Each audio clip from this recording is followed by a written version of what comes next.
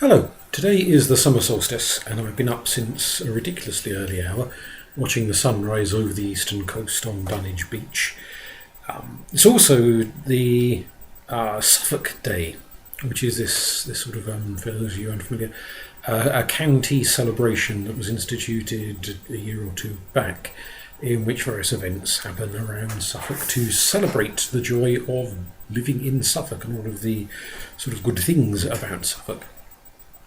So I was initially going to tell a Lithuanian story about fairy folk. Where there are a number of Lithuanian and Latvian and Polish and so on stories set at midsummer involving fairies. But I think I might save that one for next year and instead do a Suffolk story. This is a tale first mentioned as a real event in a 17th century account of a very strange thing that happened in Bury St Edmunds involving the local MP of the time. The account gives his understanding of what was going on very, very briefly, just a quick sort of one sentence throwaway mentions to what he thought was happening, and it doesn't go into any more detail.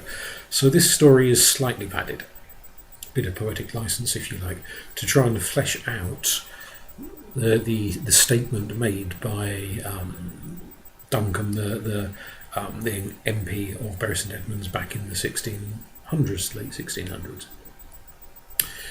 So this is the tale of Mr. Duncombe's spiders. Old Rose Callender stood on the doorstep of the successfully elected local MP, Sir John Duncombe, and she glowered and she scowled. For the door had been resoundingly slammed in her face. "You owe me!" she shouted, banging upon the door. But Duncombe would have none of it. He had won his election not because of the talisman which he had requested that she make for him, but because of his own authority, his own command, the speeches he had given at the hustings, because of his charm, his personality, his success, his dazzling policies and suggestions that the electorate had taken to their heart. The very few people who could elect anyone back in 1660. Rose Callender was of a different opinion. She was quite convinced that it was her talisman, which he had requested, he had ordered, she had made for him, and yet to be paid for, that had succeeded in bringing him to this august position of authority in the town of Bury St Edmunds. "Very well," snapped the old woman. "If you will not pay, then you will pay." And with that cryptic remark, she hobbled off down the street towards her home, down in Broad Street, leaning heavily on her stick as she went. For a day, nothing happened. For 2 days, nothing happened. And almost for 3 days, nothing happened. And of course, Sir John Duncombe, thinking himself above and beyond such things, sat in his nice, comfortably padded chair in his study, glass of brandy in one hand, thinking to himself he was well rid of that revolting old woman, and how misguided of himself to even go and consult such a harridan, instead of trusting in God's good graces and his own natural skill to get him where he was now in life, and where he would indeed be in the future to come. When something actually did happen. But at first, Sir John Duncombe was blissfully unaware as he sat in his cosy chair. But the people in the streets of Bury soon became aware. They noticed that emerging from a crack in a wall in Broad Street, there came spiders.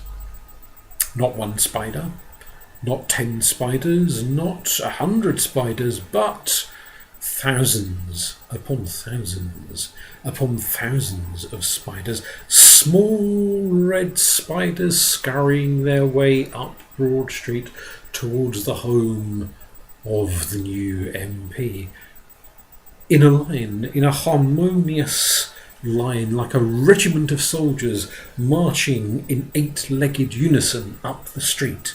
And people stood and they stopped and they watched and they looked, most of them from a distance, because nobody wanted to get too close to such peculiar looking spiders, for they were red, bright red, and large for spiders. I mean, not horror movie large, but large nonetheless, and hairy and really rather unpleasant looking.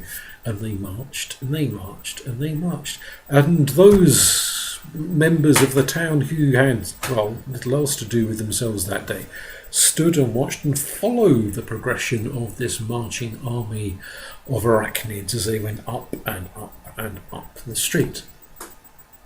They watched them gather outside the rather grand residence of the new MP. 2 great Grecian-style pillars stood outside his front door to make it look all of the more impressive, and the spiders began climbing, hundreds upon hundreds upon hundreds of them, up the pillars, weaving webs between the pillars like a great curtain of cobweb between the 2 pillars, until it looked almost like the theatre itself, with a great curtain suspended between the 2 great pillars either side of the stage.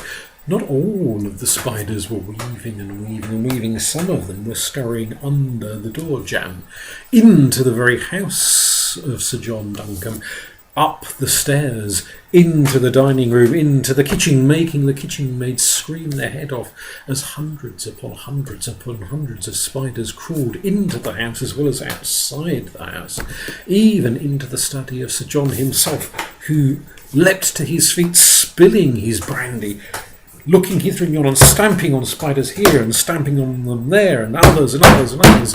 But as many as he stamped on, leaving horrible red stains upon his shoes, upon his hands where he'd crushed them, on his desk, as the audacious creatures crawled up the legs of his desk onto his papers from state that he was perusing in his newfound role as MP, leaving terrible stains all over them.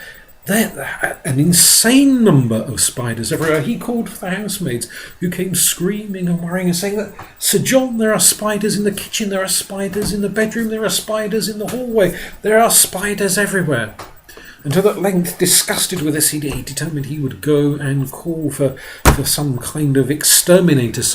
There were people who specialised in dealing with rats. There must be people who also specialised in dealing with spiders. And he threw open his front door and prepared to stride out, and found himself entangled in this appallingly thick curtain of webbing. And all of the hundreds and hundreds of spiders that were busy spinning it now spun it around and around and around him. Oh, he was retching. He was not a man easily disgusted by mere creepy crawlies, but such a ridiculously large number of them. They were going in his ears, up his nose, in his mouth, down his shirt, and in places you don't want to think about when it comes to an MP's nether regions. They were everywhere. He hollered and he yelled and he called for the servants. The main servants came, for the women were too afraid of what was going on. They were busy sweeping them out with brooms and everything they could think of, until one bright spark, one housemaid, suggested that the footmen start a fire underneath this great curtain of cobwebs. And this they did. They rushed and they fetched bits of old newspaper and scrunched them up and stuffed them under and set light to them. And the webbing, which was almost completely repaired from the one that Sir John had walked through and was still clinging to his clothing, the new webbing that the spiders had already spun between the 2 pillars of the portico, went up in flames, the flames themselves licking and staining the very portico itself, till Sir John began to panic that his own house would catch fire with it, and ordered them to fetch buckets of water and douse as they could.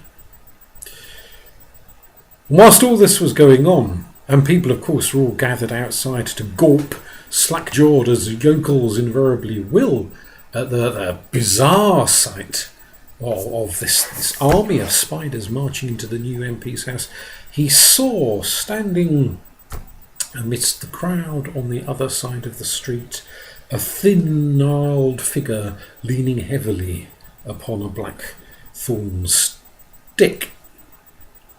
He recognised old Mother Colander. And he strode across, and he dug deep into his pocket and took out the small number of coins he had once promised, foolishly, to pay this woman for the talisman she had provided for him, and slapped them into her palm. "There, be gone, woman! Be gone with you, and take your creatures with you," he said. "Ah! You pay at last, but it's 3 days overdue. The price has gone up." Well, Sir John was all ready to roar and thunder and kick her down the street. And he thought of the spiders. If this is what she would do already, what worse would she do if he were to kick her down the street? And spitting and snarling, he dug deeper into his pockets and brought out more coins and paid her 3 times what she had asked for. And smiling and nodding, the old witch wandered off back to her house. And the spiders, not all at once, but little by little by little, crawled down from the webs that they were trying to respin where the old web had just been burned away to nothing. Crawled down from the portico, crawled back out from the kitchen and from the bedrooms and from the hallway and from the study and everywhere else that they had infiltrated, crawled back down the road towards Broad Street, and people watched those slack-jawed locals. They watched those spiders crawling back into the crack in the wall and disappearing into whatever oblivion they had emerged from in the first place. And never again was Sir John troubled by spiders, but then never again did he hire Mother Colander's services. And you might think that the old woman had had her justice, and perhaps she did. But MPs are not known for their forgiving nature. And poor Rose Colander was to find herself on charges 2 years hence that sent her to the gallows for practising the very art and craft that had earned her such a handsome fee from Sir John. And he himself, well, as much as one might want to say he met with his comeuppance, like so many MPs as we have seen over the centuries since, he lived to a ripe old age and died in luxury. There you go. Happy Suffolk Day, happy summer solstice, and happy Spider Day.